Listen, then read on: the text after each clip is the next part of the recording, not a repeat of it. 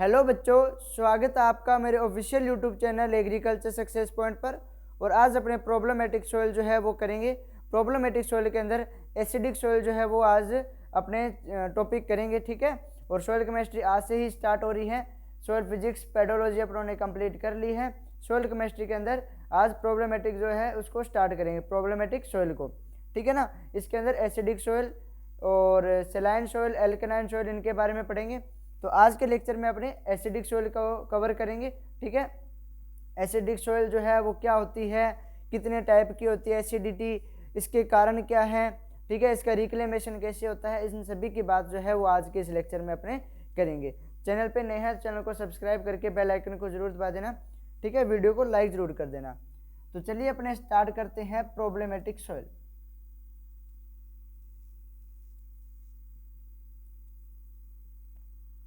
ठीक है, तो सबसे पहले अपने पढ़ेंगे एसिडिक सॉइल, ठीक है। आज के इस लेक्चर के अंदर अपने एसिडिक सॉइल है उसकी बात करेंगे। हिंदी में बोलते हैं अम्लीय मृदा,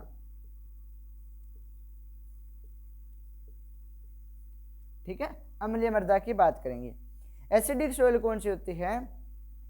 ऐसी सॉइल, ठीक है, जिसकी पीएच वैल्यू क्या हो, 7 से कम हो और जिसके अंदर हाइड्रोजन आयन की जो एक्टिविटी है वो ज़्यादा हो, ठीक है ना। तो इंग्लिश में इसकी डेफिनेशन क्या बनेगी? हिंदी में भी बताऊंगा सभी की डेफिनेशन और इंग्लिश में भी बताऊंगा, ठीक है। इंग्लिश में इसकी डेफिनेशन क्या लिखेंगे? Soil which have hydrogen ion activity, soil which have hydrogen ion activity is high and pH value is less than 7, that is called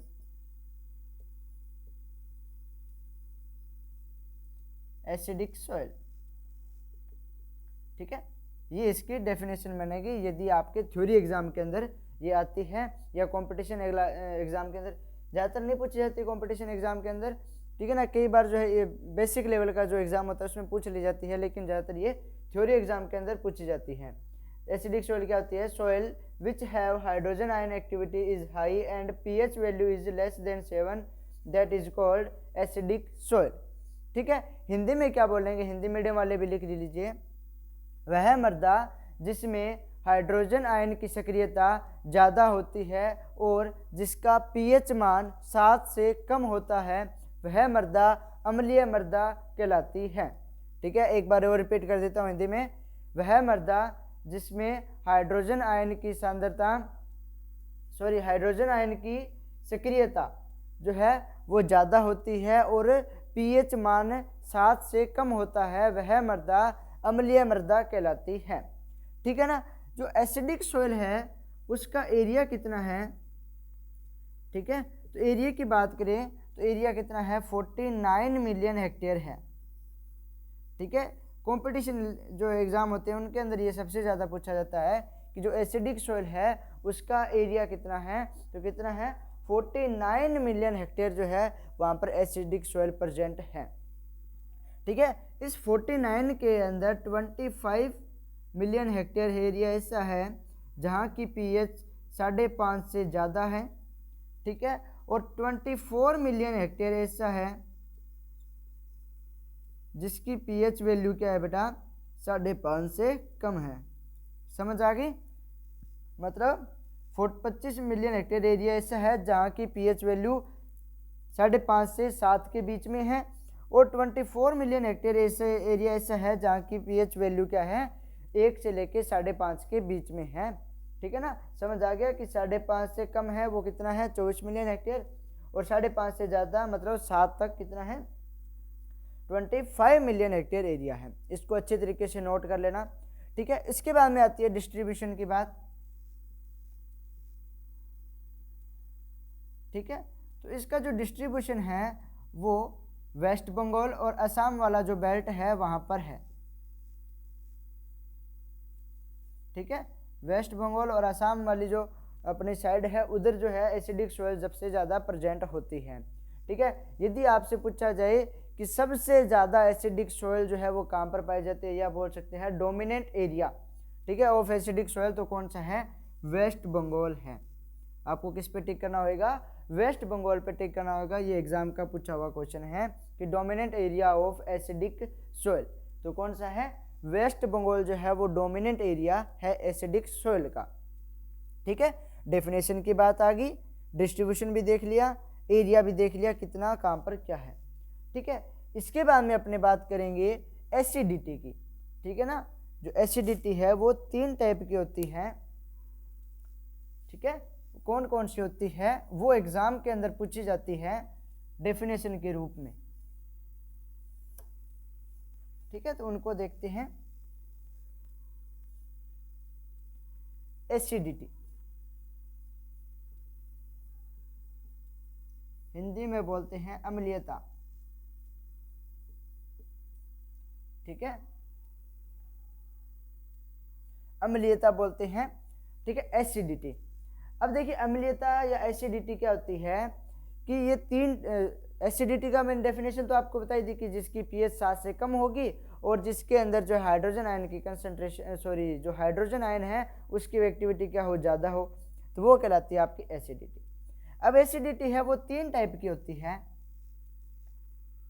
ठीक है, कौन कौन सी, एक तो हो गया आपकी एक्टिव एसिडिटी। ठीक है, जिसको बोलते हैं सक्रिय अम्लता।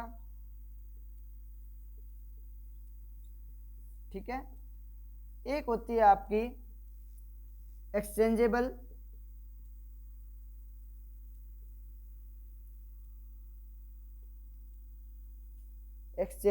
एसिडिटी। ठीक है, एक्सचेंजेबल एसिडिटी। एक होती है आपकी टोटल एसिडिटी।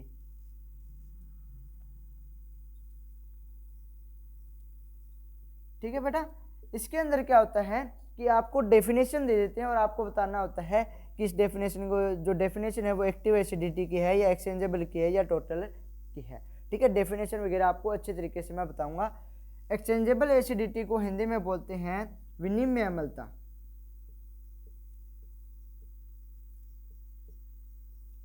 ठीक है, सक्रिय अम्लता और विनिमय अम्लता। ठीक है, टोटल एसिडिटी को क्या बोलते हैं, कुल अम्लता।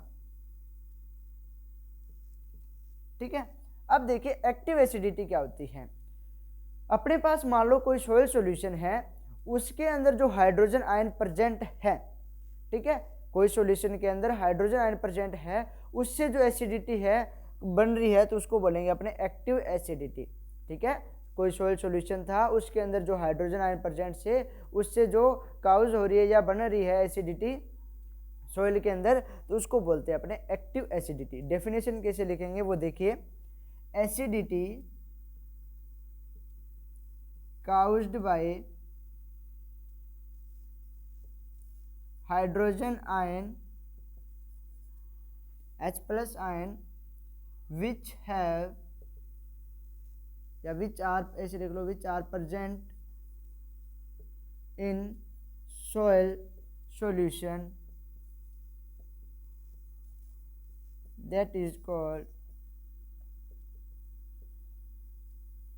active acidity।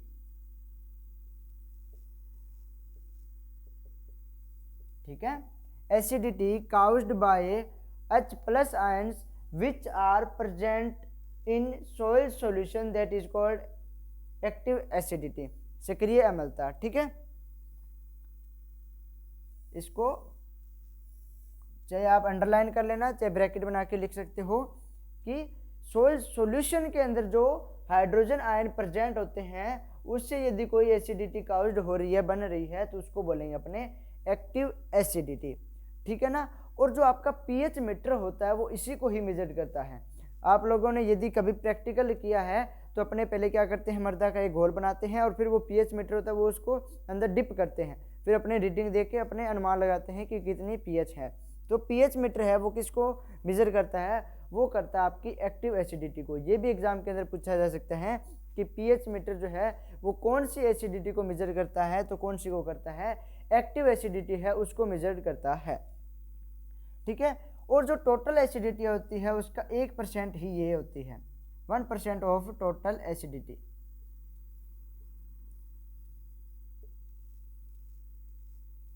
ठीक है, 1% ऑफ टोटल एसिडिटी।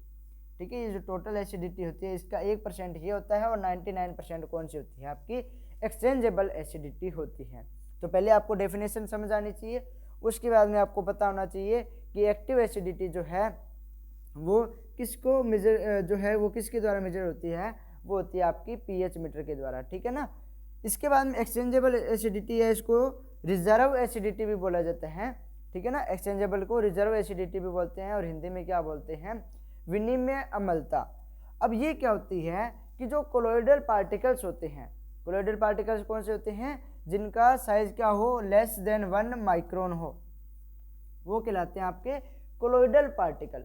तो बेटा कोलोइडल पार्टिकल है उसके बाहर, ठीक है, उसके बाहर यदि हाइड्रोजन आयन जो है प्रेजेंट है और उससे कोई एसिडिटी बन रही है तो वो कहलाती है आपकी विनिमय अम्लता या एक्सचेंजेबल एसिडिटी। ठीक है, डेफिनेशन लिखेंगे तो और आपके अच्छे से कवर हो जाएगा। लिखो, एसिडिटी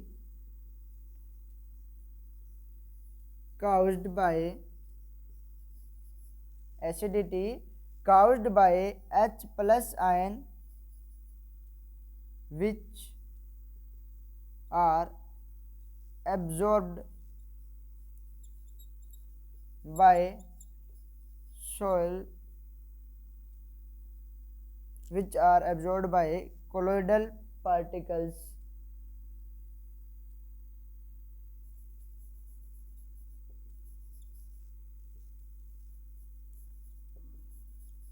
ठीक है, acidity caused by H plus ion which are absorbed by colloidal particles, that is called exchangeable acidity। मतलब एसिडिटी जो है वो H प्लस आयन जो है, कौन से H प्लस आयन जो क्या है एब्जॉर्ब हो चुके हैं किसके द्वारा, कोलोइडल पार्टिकल्स के द्वारा। ये मान लो आपका कोई कोलोइडल पार्टिकल है, ठीक है, इसके बाद जो H प्लस आयन है, ठीक है, उसके द्वारा जो एसिडिटी बन रही है, काउज्ड हो रही है, उसको बोलेंगे अपने एक्सचेंजेबल एसिडिटी या विनिमय अम्लता।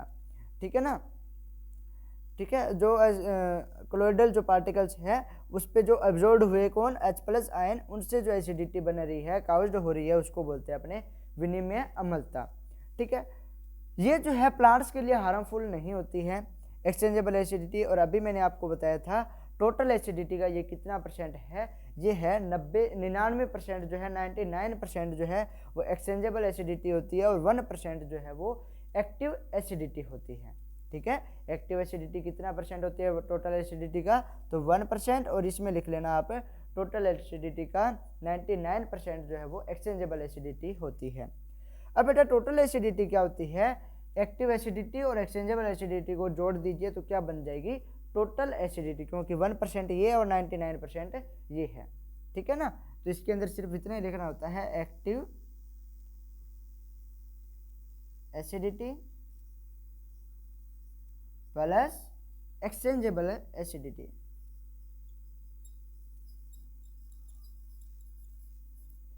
समझ आ गया। ठीक है, और ये बच्चों को बहुत ज़्यादा कन्फ्यूजन रहती है कि सक्रिय अम्लता कौन सी होती है, विनिमय अम्लता कौन सी होती है, कुल अम्लता क्या होती है।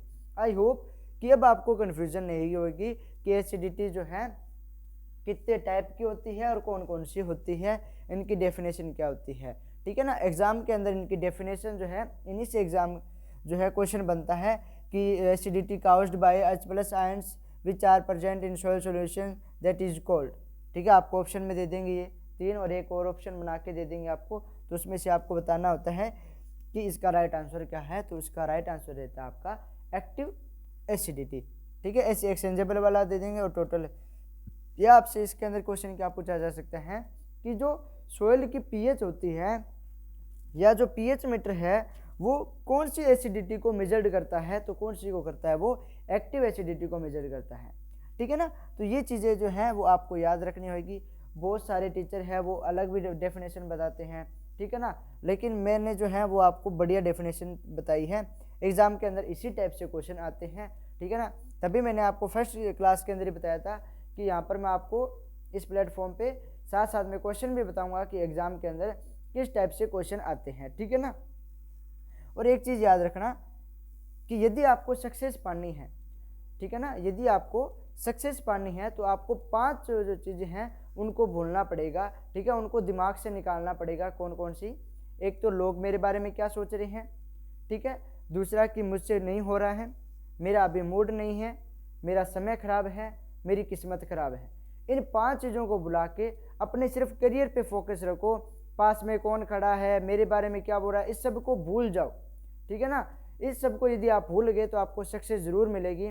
अपने करियर पे फोकस रखिए, ठीक है। कोई आपके बारे में भला बोल रहा है, बुरा बोल रहा है, आपको इससे कोई मतलब नहीं होना चाहिए, ठीक है, फिर आपको ज़रूर सक्सेस मिलेगी, ठीक है। तो ये आपने नोट कर लिया होगा, active acidity, exchangeable acidity, total acidity, ठीक है। अब अपने बात करते हैं कि जो सोइल है उसके अंदर एसिडिटी के कारण क्या हो सकते हैं, ठीक है, काउजेज ऑफ एसिडिक सोइल,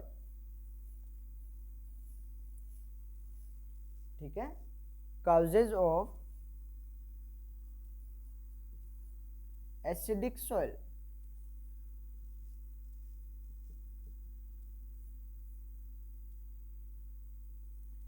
अम्लीय मृदा के कारण, हिंदी मीडियम वाले लिख लेना, अम्लीय मृदा के कारण। अब देखिए फर्स्ट कारण तो आप ये बता सकते हो हाई रेनफॉल,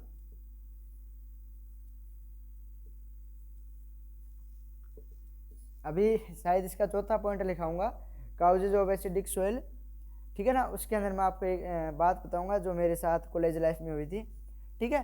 तो देखिए हाई रेनफॉल है, ये कैसे जो है एसिडिटी को बनाता है, ठीक है, ये एसिडिटी का कारण कैसे है।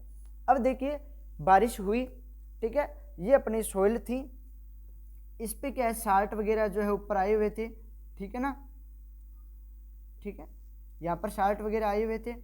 अब जैसे ही बारिश हुई तो ये क्या हुए, साल्ट जो है घुलकर पानी के साथ क्या हो गए, नीचे चले गए, ठीक है। अब जब ये साल्ट ऊपर घुलकर नीचे चले जाएंगे, मतलब इनकी क्या होगी, लीचिंग हो जाएगी। तो ऊपर जो है बारिश के कारण जो है ये तो नीचे घुलकर चले गए, अब ऊपर कौन सी बन जाएगी, आपकी एसिडिक सोइल ही रह जाएगी, क्योंकि साल्ट तो होंगे नहीं, ना तो सेड जो है आपकी एल्कलाइन बनेगी, ना आपकी सेलाइन बनेगी, तो कौन सी रहेगी, एसिडिक सोइल बन जाएगी। तो हाई रेनफॉल या आपने ये बोल सकते हैं लीचिंग ऑफ बेस, ठीक है, जो बेस कटाइन उनकी लीचिंग होना या हाई रेनफॉल है, ये भी एसिडिटी का कारण है, क्योंकि इसके द्वारा जो है साल्ट घुलकर नीचे चले जाते हैं, जो क्या है अपने एक रिक्लेमेशन का कारण भी हो सकता है, किसका, अपनी जो सेलाइन सोइल होगी, एल्कलाइन सोइल होगी, इनके अंदर ये अपने पॉइंट पे पड़ेंगे, ठीक है। सेकेंड पॉइंट जो है वो आता है आपका यूज ऑफ एसिडिक फर्टिलाइजर।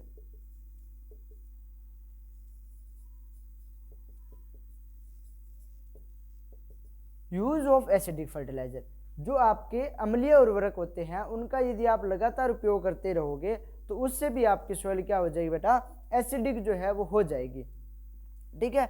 अब कैसे होएगी, देखो मैंने आपको ये चीज़ें बताई हुई है कि एसिडिक फर्टिलाइजर कौन से होते हैं।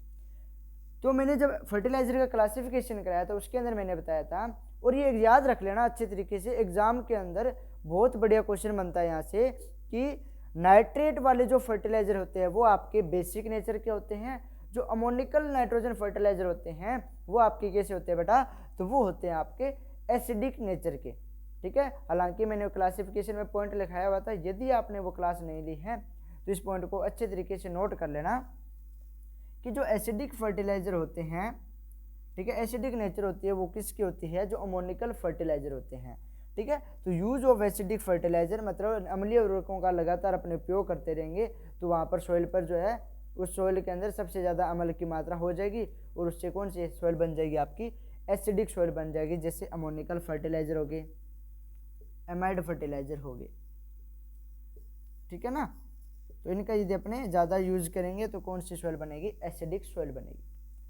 थर्ड पॉइंट आप जो है, और ये सब एक चीज़ याद रखना, कंपटीशन लेवल के अंदर ये चीज़ें नहीं पूछी जाती, कई बार बाय चांस पूछा जा सकता है, लेकिन मैं थ्योरी वाले स्टूडेंट्स को भी साथ लेके चल रहा हूँ।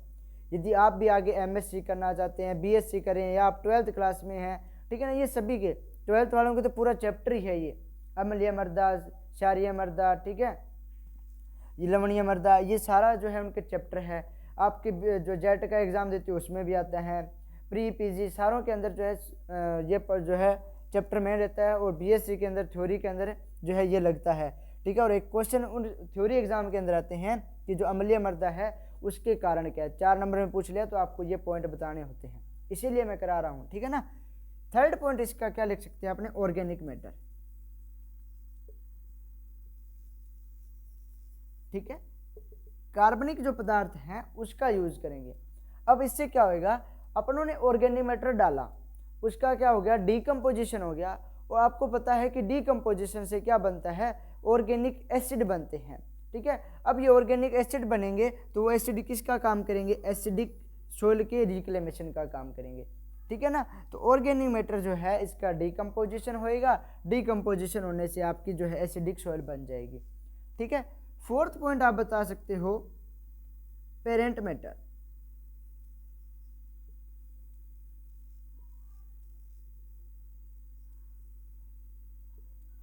पेरेंट मैटर, पेरेंट मैटर है वो किसे, जैसे यदि मान लो ग्रेनाइट पेरेंट मैटर था, उससे जो सोइल बनेगी वो आपकी एसिडिक रहेगी, क्योंकि ग्रेनाइट क्या एक एसिडिक नेचर का है। यदि बेसाल्ट से जो बनेगी सोइल, ठीक है, किसी सोइल का पेरेंट मैटर बेसाल्ट है तो उससे जो सोइल बनेगी वो बेसिक बनेगी। ये मैंने आपको रॉक्स के अंदर कराया था अच्छे तरीके से कि ठीक है ना, acid igneous rock, basic igneous rock, तो उसके अंदर आपको मैंने एग्जांपल लिखाए थे, ठीक है ना। तो आप यहाँ पे पॉइंट बना के लिख सकते हो कि यदि एसिडिक सोइल बनेगी तो वो किससे बनेगी, आपके जैसे ग्रेनाइट हो गया, ठीक है, ये ग्रेनाइट पेरेंट मैटर से। जो बेसिक बन रही है यदि, ठीक है, या ऐसे लिख लो सेलाइन या एल्कलाइन,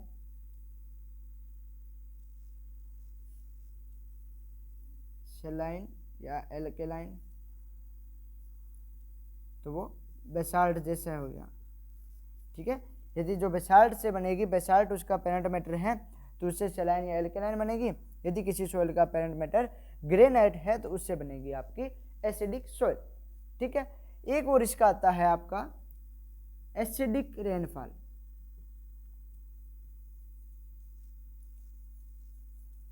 ठीक है, एसिडिक रेनफॉल। अब इसके बारे में बता रहा था कि जब मैं कॉलेज में था तो मेरे साथ क्या हुआ कि एग्जामिनर एक बार आया हुआ था, रेनफेड एग्रीकल्चर लगता है अपने एक सब्जेक्ट बीएससी के अंदर, तो उसका एग्जामिनर आया हुआ था। तो वो क्या था कि मतलब अलग इस नेचर का था, उसका स्वभाव बहुत अजीब सा था, ठीक है, बच्चों को बहुत डरा रहा था वो। तो क्या हुआ कि हम उस दिन मैं गया नहीं था बारिश के कारण, ठीक है, बारिश बहुत ज़्यादा हुई थी, गवर्नर बसें बंद थी तो जा नहीं पाए। तो अगले दिन हमारा प्रैक्टिकल हुआ था, तो हम 5 जने थे, हम चले गए, तो प्रैक्टिकल हो रहा था, हमने फिर वो उन्होंने वाइवा के लिए बुलाया, तो 5 हम बैठे थे। तो वो टीचर बोलता, क्वेश्चन पूछता गया, बता दिए। फिर एसिडिक, क्योंकि उसी पहले दिन तो बारिश हुई थी, हमसे पूछा क्यों नहीं आए, हमने बोल दिया कि बारिश के कारण। तो वो फिर बारिश पे क्वेश्चन चल गया कि कितने mm हुई थी, ठीक है ना। तो मुझे पता था कि क्योंकि स्टूडेंट से मैंने बात की, मेरे जो क्लासमेट्स थे उन्होंने मेरे को बताया कि सर ऐसे ऐसे क्वेश्चन पूछ रहे हैं। मैंने सोचा कि शायद रेनफॉल से भी पूछ ले कि कितने mm हुई थी, क्योंकि रेनफेड फार्मिंग अपना सब्जेक्ट है। तो मैं अच्छे तरीके से पढ़ के गया, तभी इतने mm हुई है। फिर क्या हुआ, एसिडिक सोइल पे एसिडिक रेन पे बात चलेगी, तो वो पूछ रहे थे, मैंने हाँ भरती हूँ, हाँ एसिडिक सोइल होती है। कहते कौन भगवान बना के भेजते हैं? सर मैंने वहीं पे यही बोला था।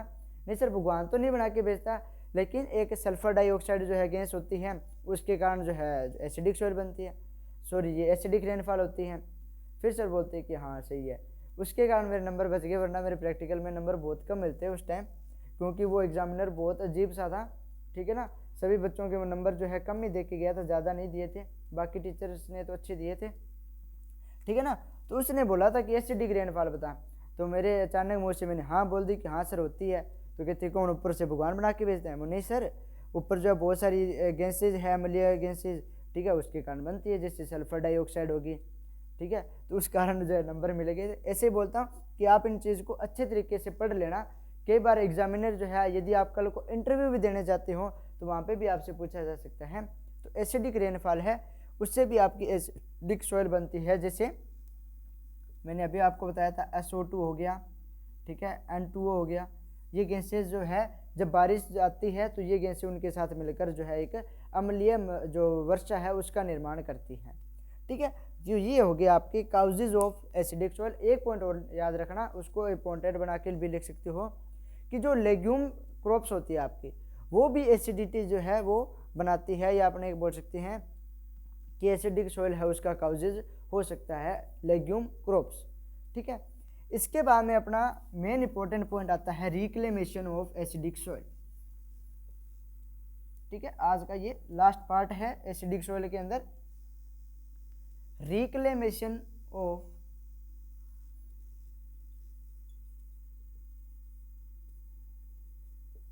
Acidic soil.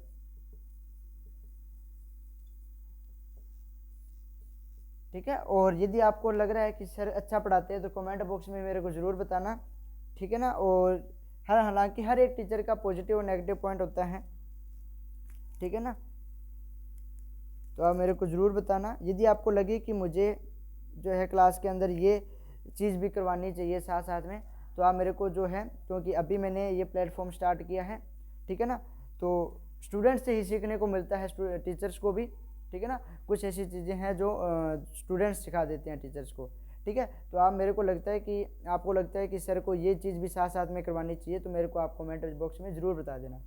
ठीक है, रिक्लेमेशन की बात करते हैं एसिडिक सॉइल की, तो देखिए सबसे ज़्यादा यूज़ किया जाता है वो किया जाता है आपका लाइम यानी चूना। ठीक है, लाइम का फॉर्मूला क्या होता है, कैल्शियम कार्बोनेट CaCO3। अब लाइम जो है बेटा उसके अंदर अलग अलग पार्ट आते हैं, जैसे भुजा हुआ चूना, जला हुआ चूना, मार्ल, इनके फॉर्मूले पूछे जाते हैं एग्जाम के अंदर कि भुजे हुए चूने का फॉर्मूला क्या है। कंपटीशन एग्जाम में भी पूछे जाते हैं और थ्योरी एग्जाम के अंदर एक एक नंबर के क्वेश्चन आते हैं आपके। ठीक है ना, तो याद रखना, एक होता है बर्न लाइम,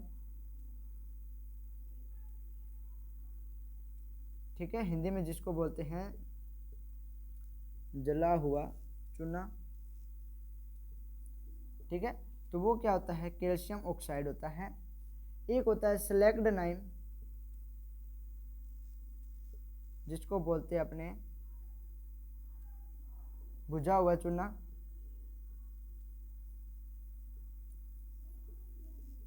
ठीक है, बुझा हुआ चूना, जिसका फॉर्मूला क्या होता है, कैल्शियम हाइड्रोक्साइड।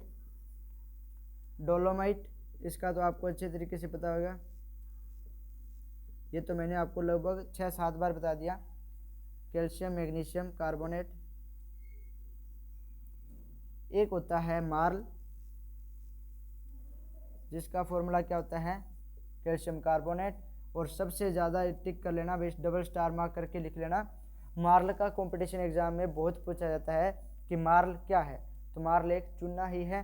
ठीक है, चूने का ही एक टाइप है, और इसका फॉर्मूला पूछा जाता है तो क्या होता है, कैल्शियम कार्बोनेट CaCO3 जो है इसका फॉर्मूला होता है, तो इसको स्टार मार्क करके जरूर लिख लेना।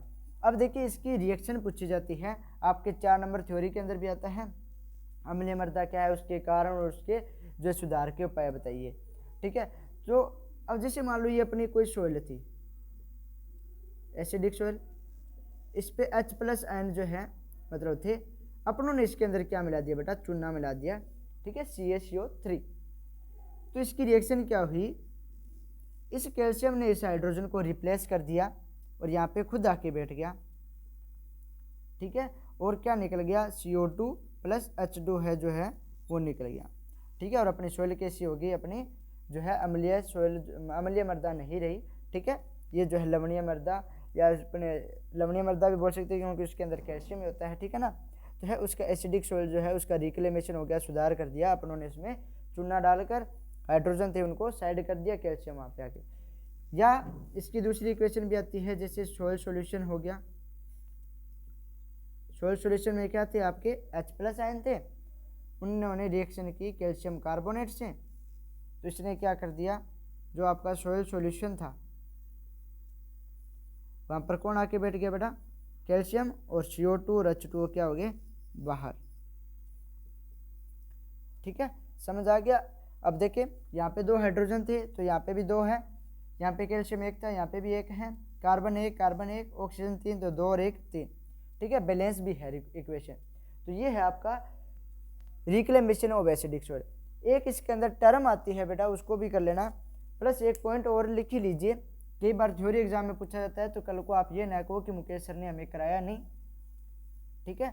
मतलब चूना जो डालेंगे अपने, ठीक है, तो उसके क्या इफेक्ट हैं, effect of lime, effect of lime on soil, या इन सॉइल भी बोल सकते हैं, ठीक है। मतलब सॉइल जो है उस पर क्या इफेक्ट पड़ेंगे। तो एक तो क्या होगी, पीएच जो है वो बढ़ जाएगी, ठीक है, पीएच बढ़ जाएगी। हाइड्रोजन आयन जो है OH आयन जो है उसकी कंसंट्रेशन भी ज़्यादा हो जाएगी। H+ आयन जो है वो कम हो जाएंगे, ठीक है। अब एक पॉइंट याद रखना, सोइल स्ट्रक्चर में क्या होएगा, सुधार, अच्छे से नोट करना, सोइल स्ट्रक्चर बढ़ेगा। और अभी एक पॉइंट दिखाने जा रहा हूँ, वो एग्जाम के अंदर पूछा जाता है कि चूना डालने से बल्क डेंसिटी घटती है। याद रख लेना, चूना डालेंगे तो बल्क डेंसिटी क्या होगी, घटेगी, क्योंकि इससे क्या होता है, पोरोसिटी इंक्रीज होती है। और ये मैंने आपको सॉइल फिजिक्स के अंदर अच्छे तरीके से पढ़ाया था कि पोरोसिटी बढ़ेगी तो बल्क डेंसिटी अपने आप ही कम हो जाएगी, ठीक है। तो आप पोरोसिटी वाला भी कंसेप्ट याद रख सकते हैं कि चुनने से पोरोसिटी बढ़ेगी तो बल्क डेंसिटी अपने आप ही डाउन हो जाएगी। इसके अलावा एक और पॉइंट आता है LR, इसकी अपने जो कल की जो क्लास है उसमें तो इसकी फुल फॉर्म होगी लीचिंग रिक्वायरमेंट, क्योंकि उसके अंदर तो अपने एल्कलाइन सॉइल है उसका रिक्लेमेशन करेंगे, इसलिए वहाँ पे लीचिंग रिक्वायरमेंट बनेगी। यहाँ पर क्या बनेगी इसकी फुल फॉर्म, लाइम रिक्वायरमेंट, ठीक है, लाइम रिक्वायरमेंट, ठीक है। लाइम रिक्वायरमेंट क्या होता है बेटा, भी मतलब अपने कोई भी सोइल है, ठीक है, उसका रिक्लेमेशन कर रहे हैं, तो रिक्लेमेशन करने के लिए जितने अपने चुनने की मात्रा की आवश्यकता होती है वो कहलाती है लाइम रिक्वायरमेंट, ठीक है ना। भी मान लो अपने को जितनी ज़रूरत है उतना ही देंगे, ठीक है ना। जो सोइल थी एसिडिक थी, ठीक है, उसके अंदर अपनों ने चूना डाला, तो जितना चूना डाला वो ही उसकी रिक्वायरमेंट कराती है कि इस सोइल को जैसे 30 किलो चूना चाहिए था तो 30 किलो डाला तो वो उसकी लाइम रिक्वायरमेंट है, ठीक है। डेफिनेशन भी लिखवा देता हूँ इसकी, क्या लिखेंगे, इधर साइड में लिख लेते हैं अपने,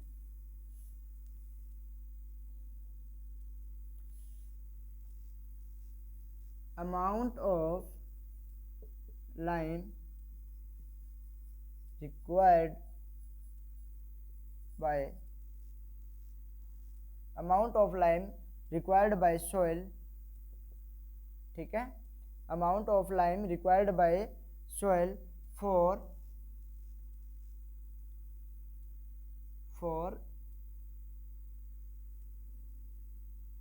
इसको क्या बोलते हैं, डिक्रीजिंग के लिए एक और था, चलो डिक्रीजिंग लिख लो,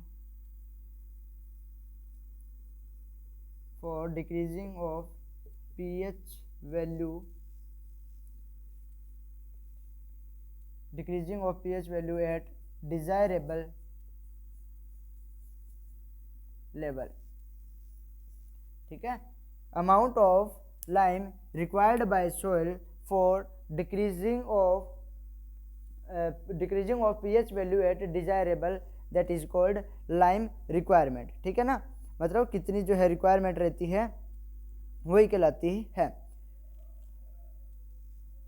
समझ आ गया कि amount of lime required by soil, या आपने ये भी लिख सकते हैं कि amount of lime required for, इसको बोलते हैं decreasing of pH value at desirable level, ठीक है। मतलब पीएच वैल्यू है उसको क्या करना है, डिक्रीजिंग करना है, कहाँ तक, एक डिजायरेबल लेवल तक, ठीक है ना। तो वो चूना की मात्रा ही क्या कहलाएगी, आपकी लाइम रिक्वायरमेंट कहलाएगी। आई होप कि आपको ये लेक्चर अच्छा लगा होगा, ठीक है। यदि आप चैनल पर नए हैं तो चैनल को सब्सक्राइब करके बेल आइकन को जरूर दबाना, वीडियो को लाइक करके शेयर जरूर करना, ज़्यादा से ज़्यादा एग्रीकल्चर कम्युनिटी को इस प्लेटफॉर्म से जोड़िएगा। थैंक यू, जय हिंद, जय भारत।